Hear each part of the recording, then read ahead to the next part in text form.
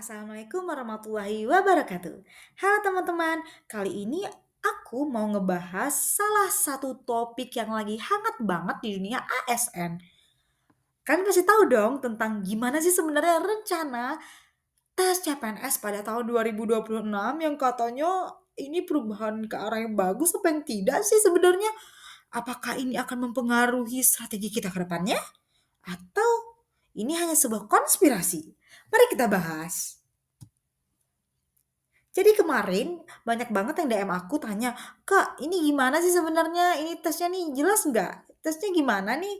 Apakah ini bakalan merugikan kita yang tidak punya orang dalam?" Baik, kita bahas teman. Jadi di CPNS 2024 sendiri, tes itu dilakukan serentak nasional dengan sistem yang kaku.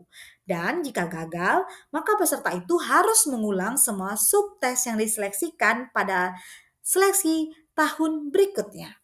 Sedangkan di CPNS 2026 digadang-gadangkan menggunakan sistem yang lebih fleksibel, peserta di sini dapat memilih jadwal tes atau waktu tes yang diinginkan dan hanya mengulang subtes yang gagal. Misalnya pada saat SKD itu teman-teman, gagal di TWK. Nah, nanti teman-teman bisa ngulang lagi pada hari-hari berikutnya itu, pada tes berikutnya itu di TWK-nya saja.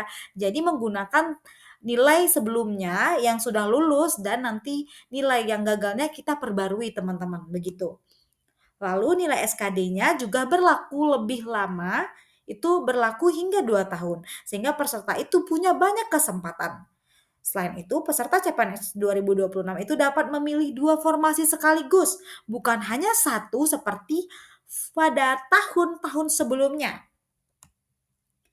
Secara keseluruhan, sistem baru ini lebih diharapkan untuk lebih efisien, transparan, dan lebih ramah peserta. Jadi perubahan sistem CPNS 2026 ini memang terdengar seperti angin segar, lebih fleksibel, lebih adil, dan lebih ramah peserta. Tapi, apakah benar hal ini akan memberikan peluang luas bagi semua? Atau hanya justru kursi-kursi tertentu yang sudah dia siapkan untuk orang-orang tertentu? Kita tidak tahu.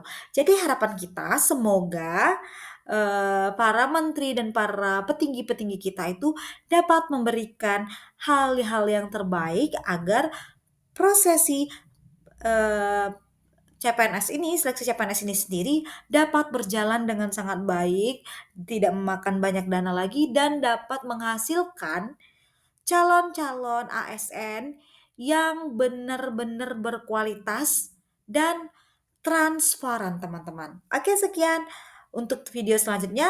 Jangan lupa cek di YouTube channel aku. Bye-bye.